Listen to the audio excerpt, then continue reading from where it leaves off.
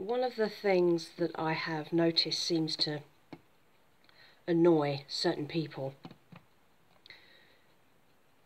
is that my life is it's stress-free generally, it's quiet, it follows a safe routine,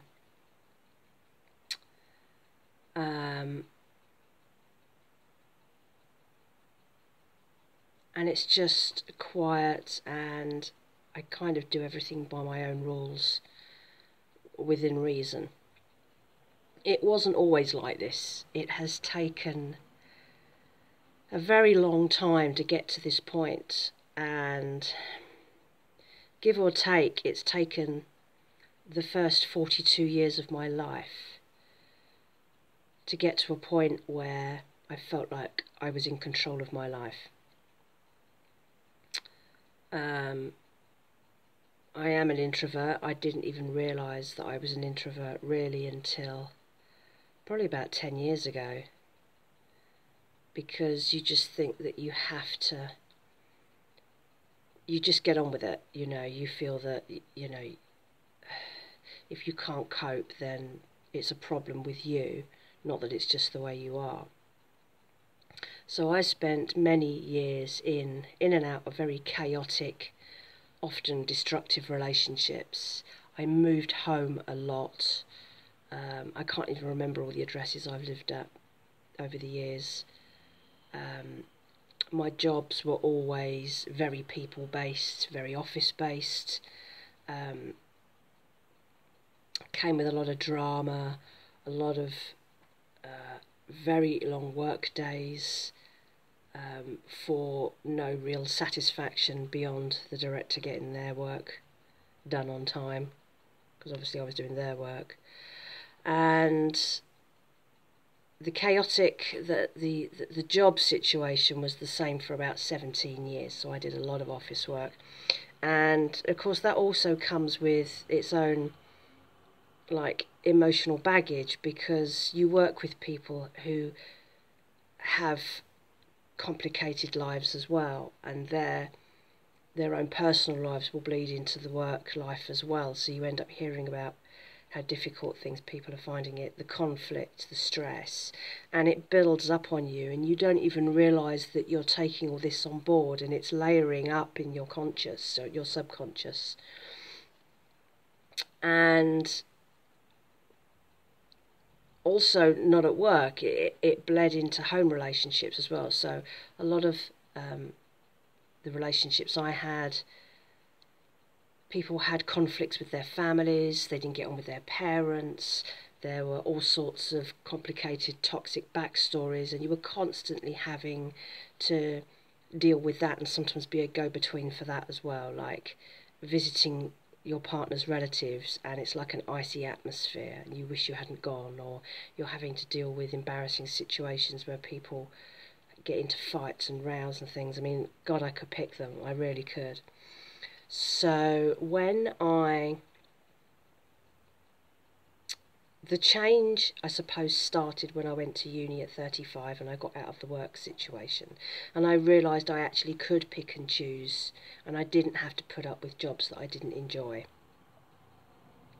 So once I was self-employed, I could pick and choose other work, like PAYE, maybe office jobs if I did them, but I did it through agencies so that I was leaving again. So if I ended up somewhere and I was like, I can't cope with this is just ridiculous, and I knew I only had a month, then you can bear it and then you can leave basically and not have to deal with it. And I know the people that deal with horrific jobs their whole lives and just get on with it because you're told that you have to, and you don't actually. Very often, not always, but we feel obliged to toe the line, like this is what you're supposed to do. You're supposed to go to school, get your qualifications, leave higher education, whatever you do, and then inevitably you will end up in a job that you have to do because you need the money, whether you like it or not. And very often people will end up stuck in jobs that they don't like, and suddenly they realise they've been there years, and where did life go? So I lost 17 years of my life to that, and I wish I had been a different kind of person who was able to strike out, take a risk, but I wasn't. I was brought up to be quite safe. You know, take the job, stick to the job, settle down, get the partner, move in together, la-di-da. It doesn't always work, you know. I know a lot of people who it has worked for. I know a lot of people who are still in relationships that are the best they could get, because they'd rather be in a relationship that isn't perfect than be on their own. And I know a lot of people. So why you see couples walking around the street bickering at each other, because they can't imagine not being dependent on each other, but they don't want to be together. And you see a lot of that. And I've been in relationships like that, where you felt you couldn't see another way out, so you just stuck with it. And in the end, I'd always snap and end up leaving anyway, because you just can't do that. So since I've been living where I have been living, and of course before I came to where I'm living now, I was in various house shares and things as well. It was a cheaper way of doing it, being in a house share, or being a lodger, and that also came with enormous baggage, because, you know, families are complicated, and then you start having to deal with other people's families, and it's not your problem, but it's hard not to when you're living with it. And as I like my space, and I need my air space and my sound space away from other people, if you ended up in a house like the last one that I lived in, very chaotic, very dramatic, quite toxic, a lot of fighting, very disorganised, very noisy, and when you've got that all the time that you're there, it's very hard to have any downtime. So when I moved in here, I kind of went into a free fall. So I moved in here, and then months later I lost my studio in town, so I had to move my business here. So I'd gone from one reset, which was moving to my own place at last, and then another reset, which was losing the studio and having to go back to a work from home mindset.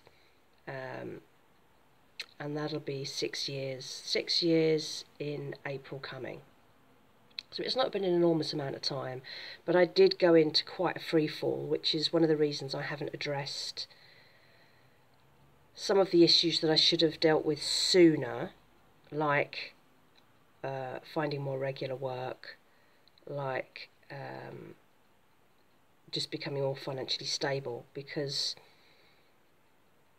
I had everything I needed within these walls, and I had backup savings.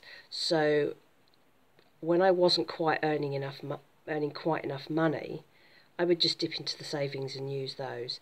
And in many ways that was fine. It's still fine. I don't feel like my finances is particularly damaged by it. I do need to recoup some savings, but I think that's something that I can start doing now. But there was this weird kind of long-term free fall from it all, and I still feel like I am settling into this new routine. And of course the routine's always changing, because don't forget, a year and a half after I moved in here, COVID happened, so we were kind of locked in for ages, and everything's been all over the place and chaotic, and so there's been several new resets since I've moved in here. So it's never been especially simple. However, I am now in relative control of my life. My routine is my own. The work I decide to do is my own, for the most part. And that's been really good for me. And I know that really annoys some people, because they see it as, why are you enjoying your life? Why should you do that when the rest of us have to go out and work at jobs we don't like, long hours for maybe enough pay, maybe not. And that's because that's what I've chosen to do. And if you don't like the way your life is going, not everybody can do something about it. I appreciate that totally. But if you can, you should, if you're not happy with things. The thing is, you only get, here we are, cheesy line again, you only get one life. Use it. So if you sit around for 10 years, towing the line because you think that's what you're supposed to, and you end up having to face a new reality anyway. What was that 10 years all about? You can't get those years back. And it's why, like, I have this, now I'm kind of not juggling, but I'm doing these cleaning jobs, and the businesses want me to clean the night before I'm due to go away for Christmas, which I can do, but it just makes everything a bit more complicated, because I'm very organised when it comes to going away. I have to make sure that everything is done, the whole flat has to be done, everything has to be ready, so that when I come back I can just move straight into like day-to-day life again. I've got lists upon lists upon lists to make sure I don't forget anything, because once you're gone, you're gone. And then I thought to myself, you know, don't complain about having to do those 2 cleaning jobs the day before you go. The people who work in the building still have to be there until Friday night, because it's their jobs. And one of the things I won't compromise on anymore is sacrificing time with family for work. Because if I had a regular 9 to 5 job, I would not see my family half as often as I do, because they live so far away. And once that time has gone, it has gone. I have lost so much time with family and friends because I live so far away from people, so it's already very limited, and I'm not prepared to give up the time that I have left. My parents are nearly 80 now, so you know, it's not borrowed time. They could still be around in 10 years, but you don't know. And I have a good family relationship. I have strong genealogical bonds, so to speak. I do a lot of like family history work, so I'm very much aware of my family history, and that gives me a very tight bond to the family I have. And you look at your family histories and how things play out, and you know that once it's gone, it's gone. And there's no point in having regrets about things that you didn't do while you had the chance to do them. So I would always put family first, you know, and that's the joy of self-employment as well, is that you can be more flexible. So when my mum was rushed into hospital last November, I found out on the Friday morning, and by Friday night I was there, because I was able to just kind of drop everything and, you know, pack a small suitcase, lock up the flat and go, basically. And I always expect to be able to do that now.